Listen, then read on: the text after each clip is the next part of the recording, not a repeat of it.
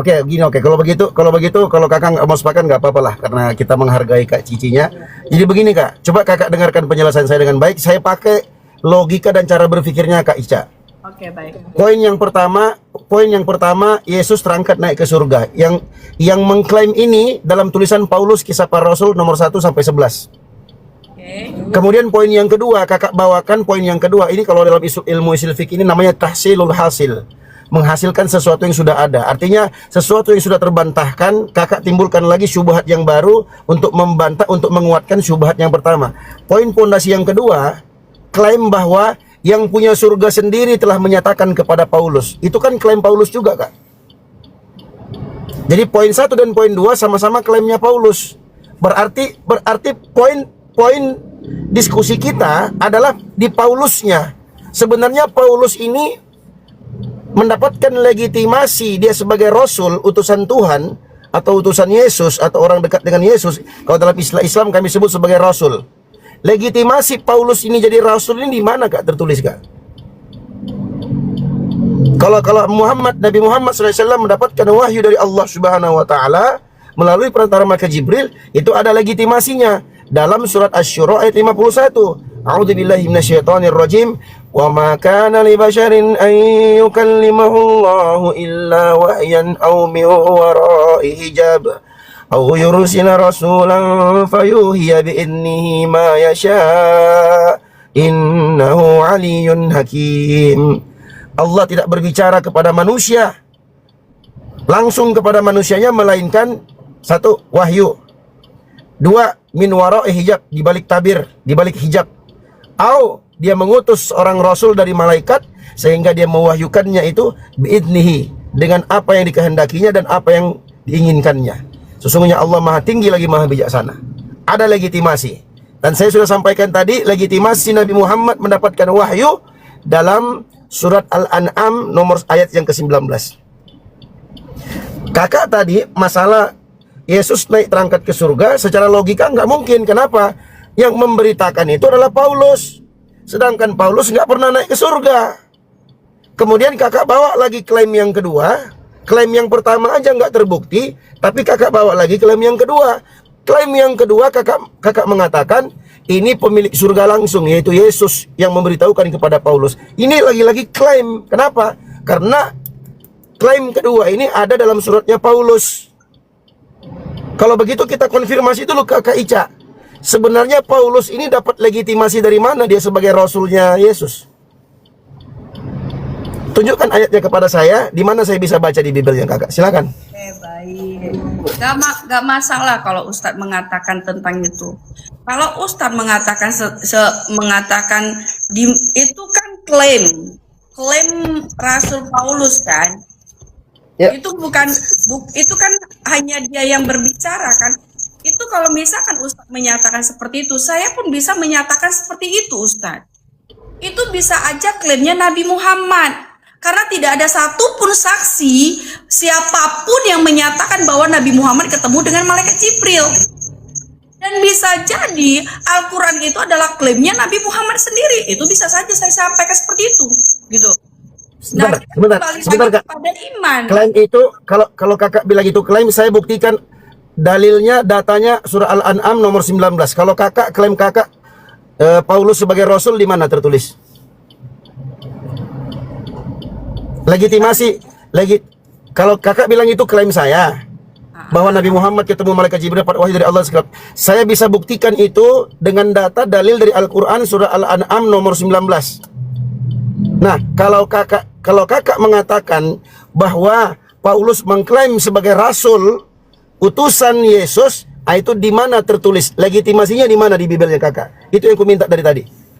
Oh, pada saat Yesus bertemu dengan Rasul Paulus. Bentar ya, saya buka dulu. Legitimasinya dia adalah rasul. Rasul kan utusan. Rasul alias utusan Tuhan yang kalian sembah Yesus. Di mana tertulis?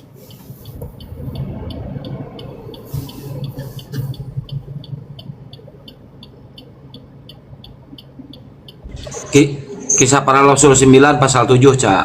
Iya. Itu kan pasti itu. Nah, udah dapat ya. Itu. Di situ? Pasti itu tadi yang dia bawain, pasti itu.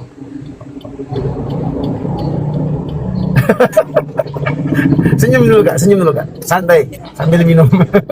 Gak apa-apa. Mohon Nah, maaf kalau sebelumnya. misalkan Ustadz menyatakan tentang kerasulan apa Yesus kerasulan Rasul Paulus ya, itu kan Yesus sendiri yang menyatakan pada saat Yesus bertemu dengan Rasul Paulus, dan pada saat itu ya itu Ustadz tahu nggak arti dari rasul? Tahu? Nah, kalau Ustadz tahu arti dari rasul, itu arti pengajar. Oh Kalau enggak, dia beda. mengajar, apakah pada saat itu Rasul Paulus tidak mengajar? Oh enggak, bukan di situ kak pertanyaan saya. Saya tanya legitimasi Rasul itu adalah utusan Tuhan Yesusnya kakak. Kalau definisi Rasul, wah aku bisa jelaskan definisi Rasul secara etimologi dan terminologi, karena kata Rasul itu dari kata rosalah, mengutus. Marsulun yang diutus bermakna rasulun bermakna marsul yang diutus. Kalau secara etimologi kalau kita bahas tentang makna rasul itu adalah seorang yang diutus oleh Tuhan. Ini Cak, SOP.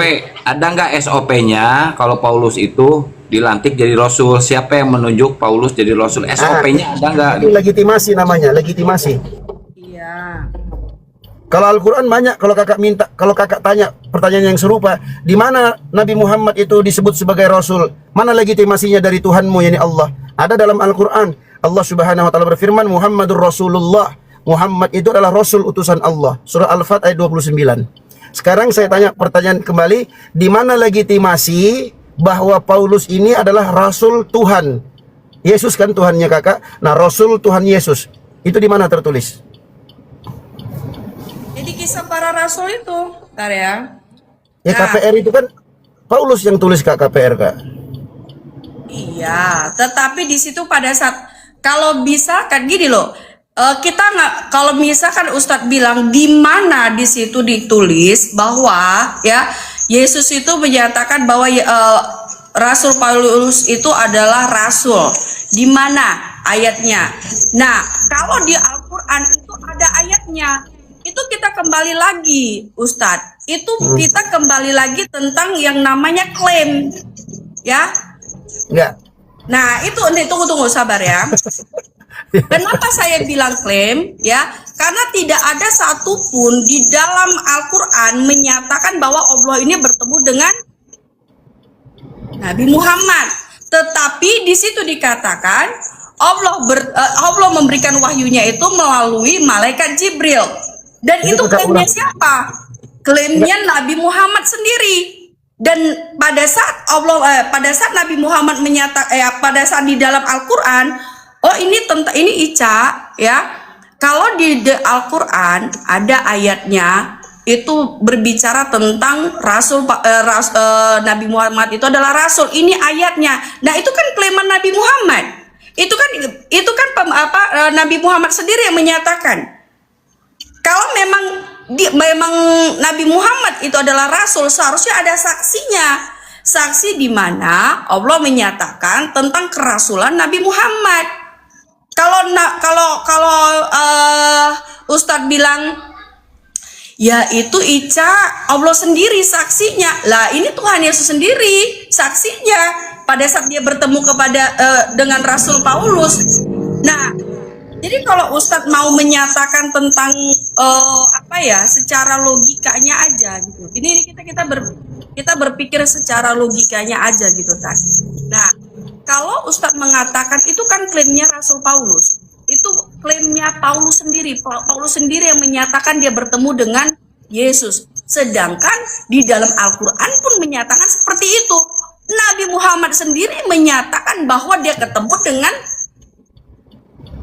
malaikat Jibril dan dia mendapatkan wahyu. Apakah itu bisa, kalau Ustadz menyatakan bahwa orang Ustadz tidak percaya dengan apa yang dinyatakan oleh Rasul Paulus, bagaimana kami juga? Apalagi kami bagaimana kami bisa percaya ya tentang kerasulan, tentang kenabian Nabi Muhammad, padahal tidak ada satupun yang menyatakan, menyaksikan tentang pertemuan. Kita bilang pertemuan ya. Pertemuan Nabi Muhammad dengan Allah itu sendiri. Oke lah dibilang, Ica, Nabi Muhammad itu wahyu itu tidak bisa dikatakan langsung, itu harus dari tabir, itu harus dari perantara. Oke, gak ada masalah. Tetapi ada nggak di dalam Al-Quran menyatakan bahwa Nabi Muhammad bertemu dengan malaikat Jibril? Siapa saksinya? Gitu loh. Kalau misalkan Ustadz mau menginginkan hal seperti yang Ustadz inginkan kepada saya, gitu loh. Pada saat Rasul Paulus ketemu dengan Yesus, siapa yang percaya? Kami nggak percaya. Karena apa? Karena itu kan klaimnya Rasul Paulus sendiri. Lah kami pun bagaimana kami bisa percaya bahwa itu adalah bahwa itu benar-benar wahyunya dari Allah, sedangkan tidak ada satupun di dalam Al-Quran menyatakan tentang pada saat nggak usah ketemu dengan Allah, tetapi ketemu dengan malaikat Jibril. Ada nggak ayatnya di situ Nabi Muhammad bertemu dengan Rasul Paulus? Nah, jadi di sini kita mau berbicara bukan mau berbicara tentang apa ya tadi. Di sini kita berbicara tentang jatuhnya di sini keimanan, Ustadz. Keimanan di mana umat Kristen mempercayai, mengimani apa yang dinyatakan oleh Rasul Paulus kepada pengikutnya. Nah, sama seperti Ustadz gitu. Ustadz mengimani apa yang dinyatakan oleh Nabi Muhammad, ya, apapun itu, orang Ustadz pasti akan mengimani dan mengiyakannya, karena keimanan Ustadz kepada Nabi Muhammad ya sama seperti keimanan kami kepada Tuhan Yesus. Gitu loh. Jatuhnya seperti itu. Paham ya, Tat? Sangat paham. Nah, jadi boleh saya tanggapi? Boleh. Ya, jadi apa yang dilakukan oleh Kak Ica ini, teman-teman yang menonton ini disebut dalam pembahasan logical fallacy, logika cacat. Masuk dalam kategori strawman. Strawman itu lawan diskusi membuat satu argumen yang rival diskusinya nggak ngomong tentang itu. Saya nggak pernah ngomong masalah tentang Nabi Muhammad ketemu malaikat Jibril dalam Al-Quran, saya nggak ngomong itu. Tapi Kak Ica membuat itu, kemudian Kak Ica bantah itu lagi sendiri. Itu namanya strawman dalam berargumen, cacat logika. Begini Kak Ica. Jadi kalau kita mau impas sama-sama berbicara tentang iman, mengikuti logika Kak Ica, bahwa Nabi Muhammad SAW ini adalah Rasul utusan Tuhan. Dalam Islam namanya Allah, Rasul utusan Allah. Logikanya kan begitu. Nah, logika ini dikuatkan dengan tervalidasi dengan data yang valid nggak dari kitab suci? Kami jawab iya. Ada dalam Al-Quran. Saya sudah bawakan tadi surah Al-Fat ayat 29. Kemudian saya sudah sebutkan juga tadi dalam surat Al-An'am ayat 172. Saya sudah jelaskan tadi. Surat Al-An'am ayat 19. Itu legitimasi bahwa Nabi Muhammad SAW itu adalah Rasul utusan Allah. Tervalidasi dalam kitab suci kami, Kak. Kalau kita mau ini ya, Kak tadi kan bawa ke iman oke lah, aku ikuti logikanya. Sekarang hal yang sama saya tanyakan kepada Kak Ica. Di mana data yang memvalidasi bahwa Paulus itu adalah Rasul utusan Yesus? Di mana? tadi saya sudah sampaikan, tapi ya balik lagi, tapi ya mau gimana ya? Ayatnya, sebutkan ayatnya aja satu, Kak. Oke, ini kita buka di Galatia ya. Saya buka dulu di Galatia. Ya teman-teman, sambil di tab-tab layar posting ulang, share dan drop orenya digas ya. Yang belum follow silahkan follow narasumber yang di atas. Silahkan teman-teman ya, biar nggak ada peringatan ini. Dari Paulus seorang rasul, bukan karena manusia, juga bukan oleh seorang manusia, melainkan oleh Yesus Kristus dan Allah Bapa yang telah membangkitkan dia dari antara orang mati. Nah, itu ucapan siapa, Kak? Saya konfirmasi, itu ucapan siapa? Itu ucapan, sebentar, itu ucapan siapa? Ucapan Tuhan bukan? Oke, itu ucapan Tuhan bukan? Ya, iya atau bukan? Kalau gini loh, kalau misalkan Ustadz mengatakan itu ucapan Tuhan nggak? Ya, iya atau bukan? Ustadz mau menginginkan sama seperti yang Ustadz menyatakan tentang, Hai Nabi Muhammad, kamu adalah rasulku. Ini biar supaya Ustadz paham, Oke. Baik. Nih, supaya Ustadz paham ya. Karena gini, kalau Ustadz mengatakan, Hai Nabi Muhammad, kamu adalah rasulku. Nah, kita kembali lagi, makanya saya katakan tadi Ustadz ya, apakah Ustadz paham tentang apa yang saya sampaikan kepada Ustadz? Tapi Ustadz mengatakan itu adalah pemikiran cacat. Ya, tapi itu ada masalah, itu haknya Ustadz. Mungkin Ustadz di setiap apa yang saya sampaikan ini hanya sedikit yang Ustadz dapat, tetapi yang sedikitnya lagi itu Ustadz buang. Karena apa? Bukan Kak. Bukan, maksud saya begini, Kak. Kakak kan tanya apakah Ustadz paham? Iya, saya paham bahwa apa yang Kakak ucapkan itu namanya strawman namanya, Kak, dalam logical fallacy. Makanya saya konfirmasi tentang yang Kakak sebutkan tadi di Galatia itu ucapan Tuhan atau bukan? Itu aja. Kalau Kakak bilang iya, kalau bukan, bukan. Bukan. Bukan. Terima kasih sudah jujur, Kak. Kalau dalam surah Al-Fat 29 dan surat Al-An'am ayat 19 itu ucapan Tuhan, Kak, firman Tuhan. Kalau kami di Islam. Oke. Ini kalau berbicara tentang kerasulan ya. Tadi kan Ustadz minta kepada saya tentang kerasulan dari Rasul Paulus. Benar Nah, legitimasinya dari Tuhan atau Paulus nulis sendiri? Maksud saya gini, Ustadz ini kurang paham kali ya, nggak ngerti apa gimana, saya juga nggak tahu ya. Oke. Nih gini Ustadz, contoh ya Cak, nggak apa-apa. Kita ngambil logika dasar aja Cak. Kita ngambil logika dasar supaya Ustadz paham. Oke. Ya, ini logika dasar loh Ustadz. Kalau misalkan dari logika dasar ini pun Ustadz tidak dapat, ya saya nggak ngerti lagi ya apa yang harus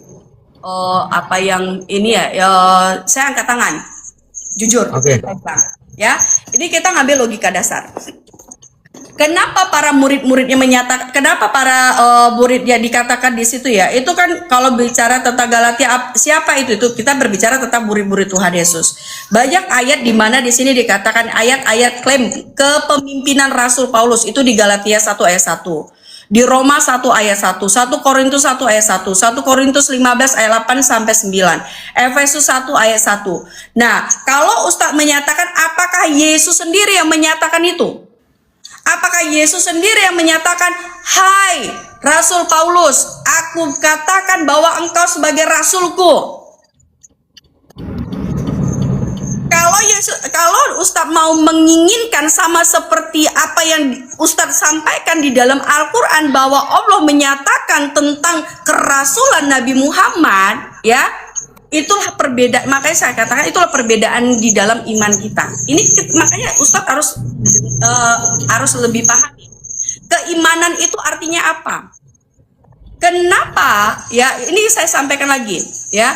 Rasul Paulus mengklaim tentang keberadaan Yesus Kristus itu karena apa? Karena Yesus sendiri menyatakan dialah yang mempunyai surga itu. Coba dipahami ya Ustadz ya. Rasul Paulus mengklaim tentang Yesus Kristus yang ada dia itu berada di surga. Kenapa kenapa Rasul Paulus bisa menyatakan seperti itu?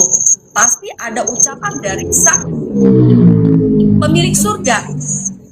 Sehingga pada saat pemilik surga menyatakan tentang pemberitaan untuk memberitakan firman-Nya, memberitakan memberitakan Injilnya, ya, memberitakan kabar baik itu, sehingga murid-muridnya menyatakan tentang kerasulan itu. Kitalah sebagai murid-muridnya, siapa murid-murid kita? Kita sebagai murid-muridnya menyatakan seperti mengimani seperti itu. Ini saya. Kalau di Korintus, di Galatia, ya, itu sudah dinyatakan. Murid-murid Tuhan Yesus sendiri yang menyatakan seperti itu, ya. Dan yang akhir dari semuanya, ia menampakkan diri juga kepadaku seperti kepada anak yang lahir sebelum waktunya, karena aku adalah yang paling hina dari semua rasul. Nah, itu klaiman Rasul Paulus kan, bahwa dia itu adalah rasul, ya. Nah, bahkan tidak layak disebut rasul sebab aku telah menganiaya jemaat Allah. Di Efesus 1 ayat 1 menyatakan Paulus sebagai rasul Kristus Yesus atas kehendak Allah. Nah, 1 Korintus 1 ayat 1, dari Paulus yang dipanggil menjadi rasul Kristus oleh kehendak Allah. Kenapa Rasul Paulus itu, kenapa murid-murid Tuhan Yesus bisa menyatakan tentang kerasulannya? Karena itu sudah dinyatakan dalam perbuatannya.